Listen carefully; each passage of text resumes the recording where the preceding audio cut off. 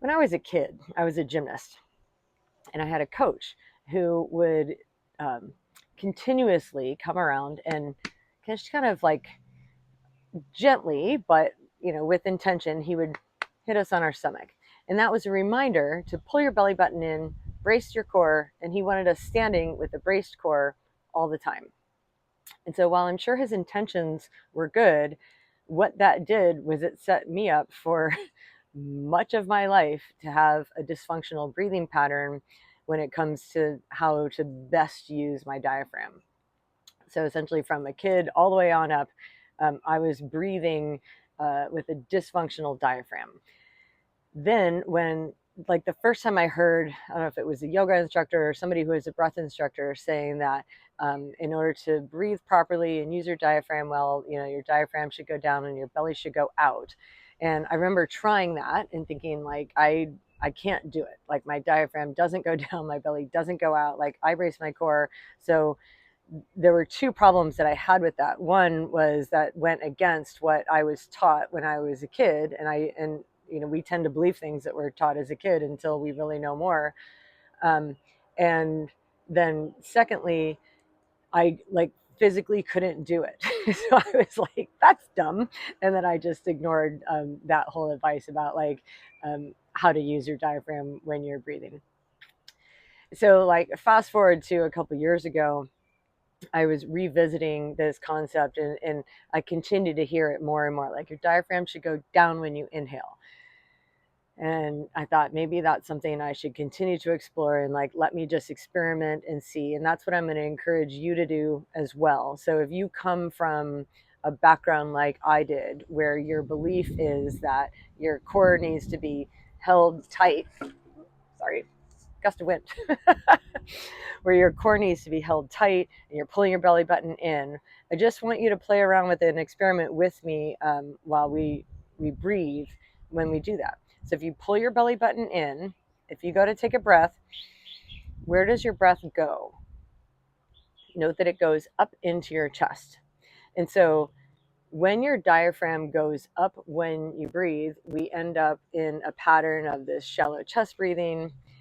You're going to learn later about how shallow chest breathing impacts your brainwave frequency. And so it changes the way that we're thinking and able to take in information.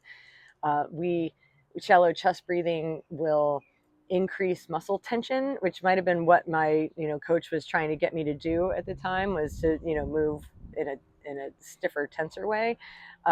When we're going for optimal running, we don't want to run with tension. So finding a way to let go of tension, uh, it involves changing the way that we breathe and using our diaphragm properly.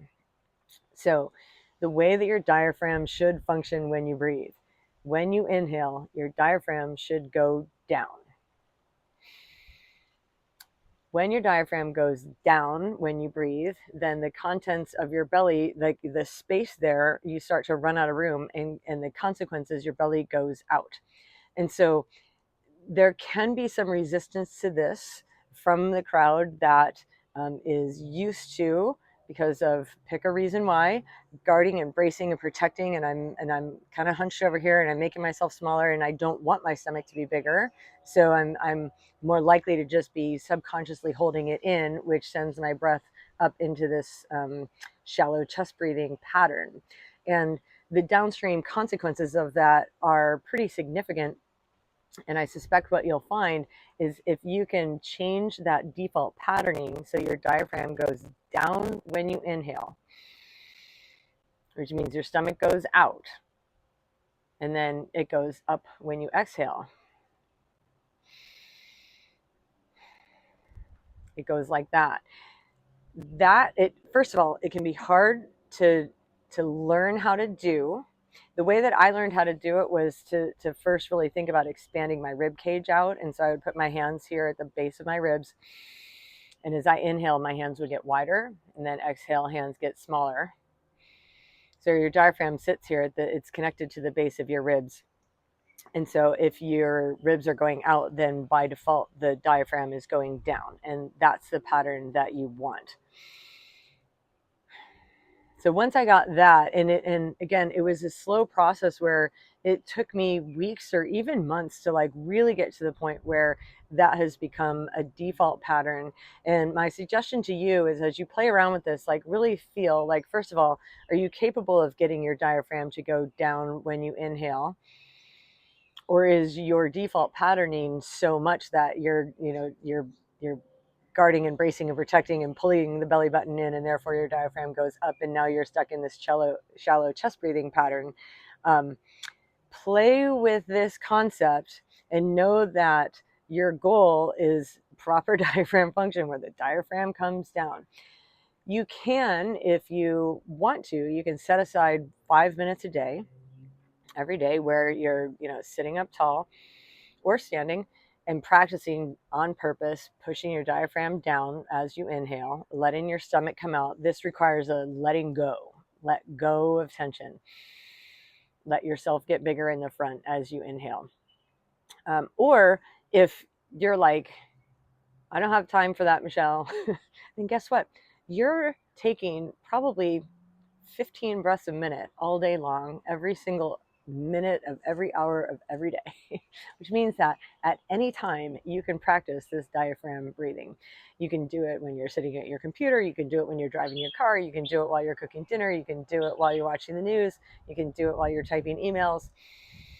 All it requires is an intention and a thought of, I'm going to bring my awareness to this. Because the thing is, when we're breathing improperly, a lot of times it's just that, like, I didn't know that that's what I was supposed to do. I didn't know that that's how my diaphragm was supposed to work. And so if that's you, then now you know. So practice that and notice the benefits. The benefits that you'll get when you use your diaphragm correctly is that you're sending signals up to your brain that are calming, they're relaxing. You will think clearly, you'll be calmer, you'll have more patience. Your posture will get better, because remember, one of the things we're trying to do is, like, I'm trying to stop guarding and protecting myself, and I'm trying to let myself open up. So I let go of tension, because this is the default position I want for running. So I can use my breath to open myself up, body and brain, and note how your posture improves, your thinking improves, and just your calmness, your movement, everything will get better over time. So practice that.